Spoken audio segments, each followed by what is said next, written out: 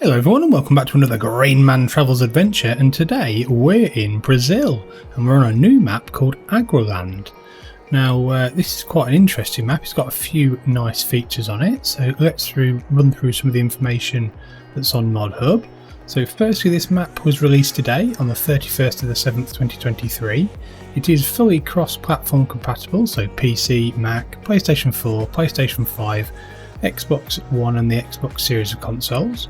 It's on a version 1.0.0.0, it's 234.65 megabytes to download, and it's made by a modder called AGROCAIPIRA.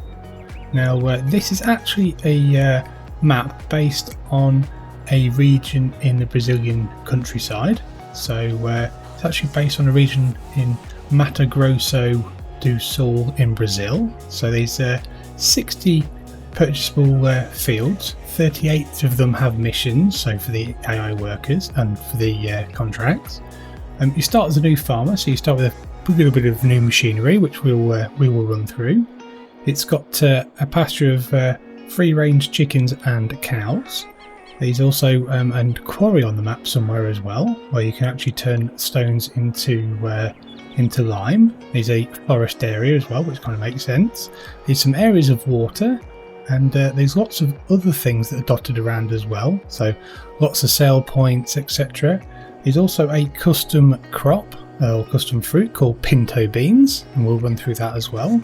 So and there's quite a lot of other sale points all dotted around the map, as you can see a few here, so I think quite a lot of those are from the base game. So yeah, it looks pretty good. I think what we'll do though, first things first, is we'll get our feet back down on the ground and run through some of the starting equipment. As you can see, we start with quite a bit of equipment, so let's run through some of it. So we start with a nice T6175 New Holland small tractor with 175 horsepower and 1% damage.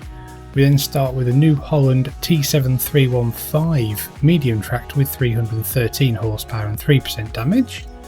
We've got a nice Max Superliner 6x4 truck. We've got a really nice New Holland CH7.70 harvester with a 9,300 litre capacity, and this can also do the custom crop of pinto beans. We've got the Lizard pickup from 1986. We've got lots of nice trailers as well. Actually, we've got some Load Kings. We've got the Super B pull trailer, and we've also got the lead trailer. So you can get quite a lot in these two, and both of those are being set to allow the pinto beans as well. We also get the Brantner TA 23065/2 power tube, so that's has got 22,000 litre capacity and can also take the custom crops. And then the Welger DK115, which is the nice front dolly trailer, which I really don't get on with. Then we get the New Holland Superflex 25 foot 7.5 metre header for the combine.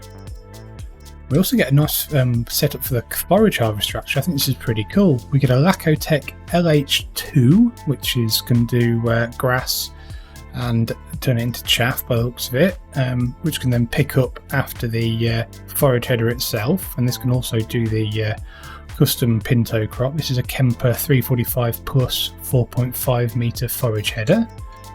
We get a very nice KHN Espro 6000 RC 5,500 litre 6 metre seeder from KHN. That one's actually a direct seeder as well, so that's good. We get the Birdhound Vantage 4300 trailed CM sprayer. That's unusual to see actually on a starting farm. That's 33 metre working width. We get the KHN GMD 4411 4.4 metre fingerbar mower. We get a KHN GF 8712 tedder, which is 8.7 metres working width. And we also get a different type of windrower. We get a KHN Merge Max 950. Now, I've not used one of these before. This one's actually 9.5 metres wide. We get a KHN VB 3190 125 to 180 centimetre baler. Doesn't do wrapping though. We also get a Quickie Q4M front loader. We get an Albert pallet fork for the front loader. We get the header trailer to go with the New Holland, and we get a couple of 10 Winkle weights. So we get a 10 Winkle pack 1500, 1.5 tonne, and a pack 1000, so a 1 tonne weight. So do a little bit of swapping around. Here we go. Now, there's our nice New Holland. And we've got this other area here for the farm as well. So we've got the cedar there. Got a nice open shed here actually. Got the trailer, nicely coloured as well, I may add. We've got the chicken pasture around the back. Oh, also some nice custom colours. And I've got another shed here for all your other equipment as well.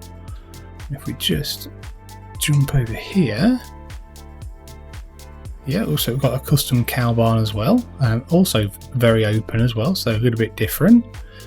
And I think this is the cow barn animal trigger. It is indeed, so that's pretty good. So, okay, let's run through some of the animals then. So this one is 250 head cow barn, so that's nice. And if we run this way, I think actually where our superliner and our thingy is, our Mack truck, I don't think that's our starting farm. 120 out of 120. Wow, okay. You get a full amount of chickens. It looks like looks like they are free roaming as well. So that's pretty good. So I think this is actually your house trigger, which is used on a few maps these days. Yep, there's your sleep trigger and the wardrobe triggers there. So that's pretty good.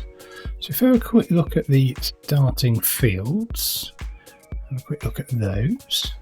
Right, so we get Farmland 1 and Farmland 2 and nothing else. But yeah, it's not too bad. For a quick look, so there's the animals. So we've started with the chicken pasture and the cow barn, and we've got a few chickens and a rooster in there, so that's good. Contracts are, look to be pretty good, to be honest with you. Obviously it depends on the season, but rewards look pretty good, especially for fertilising. That's always a bonus. Productions are, they look like you don't get many, but there's quite a few on the map, so I bet you can buy quite a lot of them, so that's not a big problem. So if we have a look at the map itself, so we start here in the main area, and we've obviously got field 1 on field 2. The PDA's interesting. You can't really see the road layout that well, but I think it's because they've tried to the modders kind of done it in a style very similar to some of the tracks that run off, and there's actually only one main road, which is up here. So the fields look like pretty good sized fields though. They're quite uniform in shape on most of them. That one not so much, maybe not that one, but most of them are pretty square, etc. So yeah, not too bad though, not too bad. A little bit different from what we've used to on a few of the maps. So if we have a look at the crop calendar, you can see that this has been quite heavily edited. So obviously all the seasons are all quite changed quite heavily actually. So that looks pretty good. And there's your pinto beans. I like that logo as well actually, that looks really nice. But yeah, got quite a lot of customization there. You've got standard places to sell really. There's quite a lot of places to sell all your wares and your crops. It looks like it's pretty much the standard game apart from the pinto beans, so none of the premium expansion or anything like that. Pretty much run through everything else. So I think if we just run through the productions and the sale points on the map, that should be pretty good. So we've got a lion production, and I think, yep, this is pretty much your quarry. So it looks pretty good. Can you buy the quarry or... Oh, might be able to actually, yeah. 4,000 for that, that's not too bad, okay. And up here we've got the train, and yep, rent train, and the cooperative train. So if we just go to the rent train trigger, how much is it? £1,000 an hour. Oh, looks like a bit of an interesting train line, a little bit smaller and not as developed as some of the ones on other maps, but still pretty good. And you've got your grain seller here. What sort of train we've got today? Oh, it's the standard train that we get on most of the maps, so that's pretty good though. And the standard carriages, very nice though. At least you've got, hopefully that should be a pretty good place to sell as well. So that's nice to see. And if we go left around here, this is obviously our starting farm. Go over here, rent train trigger again, which is very similar to the last one. And we've got some interesting trees there as well. So the train line must be... oh, it's over here. Okay, so you can rent the train, but is there a silo there? No. Okay, that's fine. But there's a carpentry. Is that a custom? Oh, there's a custom shed there for the carpentry. How much is the carpentry to buy? 60,000, so that's not too bad. And then up here is obviously the cooperative train where you can where it goes to. So I've done this area of the map. Let's go up to the top corner here, which I think is like the industrial area. So we've got a warehouse here. So obviously that must be able to take a range of different materials. Lime station, a grain mill, an oil mill, a cereal factory and a sugar mill. If I remember rightly, these are all the base game ones. Yep, they are, I think. Yeah, that's fine. 110,000, which I think is the default. It's probably 80 or 90,000. 80,000, yeah, so they're all the default ones there. So that's a nice little industrial area there, I must admit. It's pretty good. You've got your vehicle shop there. You've got a pizzeria, that's nice to see. A great processing unit. So that's pretty good, because they probably do with grapes in Brazil, to be honest with you. It's the right sort of climate. Tailor shop, spinnery, bakery, farmer's market, restaurant, supermarket, fast food restaurant and the gas station. So yeah, pretty nice area there. That's a bit more of a commercial rather than industrial area.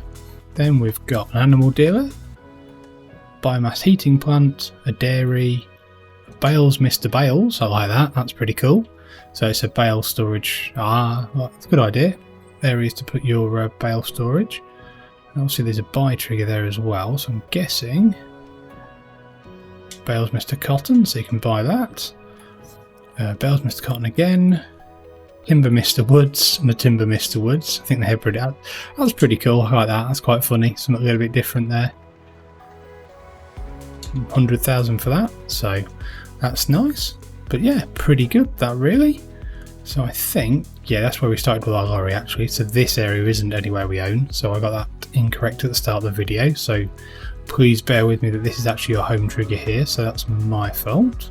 I think if we swap back into our pickup, which seems to be in the garage, hopefully there's nothing wrong with it. Oh, nice few decorative bits of old machinery there. So if we have a quick look, so if we turn left, that's going to be out onto the main industrial and commercial areas. This is like some of the main roads, I think. My nice Gasolino colours there on the petrol station. So yeah, it's not bad actually. It's not. It's a pretty standard kind of map layout with a single big road, and then the rest of it looks like it's just offshoot roads. So get some quite big equipment down here though, I suppose. Let's. So if we go up here. So if we go left, that's going to fire us down. So it goes from tarmac to, yeah, okay, that makes sense. That's why you can't see them so well, because obviously the roads are a little bit rough and they're not exactly finished, but there's plenty of tracks, a little bit of undulation and a little bit of contouring on the map. That's quite nice to see. That's pretty good. My driving's not got much better, but there we go. So you still get a good amount of equipment down here though, a good size. So we're here. If we carry on going down here for a little bit, we'll go back to our farm actually. That's probably a good idea. Got a water source there. Very nice. That's quite nice texture for the water as well. But yeah, you definitely get some quite big equipment up and down to your farm though. You'd have to probably, if you're pulling it with a tray, you'd have to have a little bit of grunt on there. But yeah, fields are pretty nice as well. Seem to be quite well laid out in regards to access. So where have we gone now? We're there. Oh, I see. Trains up here, which we're just coming into view in a second. There it is. So if actually we turn around here, we've actually gone slightly the wrong way. But at least the train station for taking your wares is not very far away. So that's pretty good. So if we go up here, thinking here, yes. Okay, open our gate. Let's just go back to our farm quickly while we still can. Come on, gates. Oh, only one opened. And the other one open? Yes, there you go. Okay, that's good. At least we can get some big equipment in then. I thought there'd be a bit of an issue there where we could only open one of the gates. That could be a bit of an interesting problem, but I can definitely see our farm now. But yeah, there is definitely enough space. Oh, nice little amount of water here as well. That's good. Okay. But yeah, definitely a nice area there. So one thing I am going to do quickly is I'm going to go into the construction menu. Can you sell most of your main farm? Yes, you can, I think. Let's have a quick look. Yep. Yeah, that's a nice logo there for a cow barn. That's pretty cool. Oh, silage pit there as well. But yes, you can sell most of your starting farm, so that's pretty good. What is that? That's the chicken pasture. Okay, that makes sense. A little bit different, but that's pretty cool. So I think what we'll do, we'll finish, as always, with field prices. So we start with farmland 1 and 2. 24, wow, 319. That's quite expensive.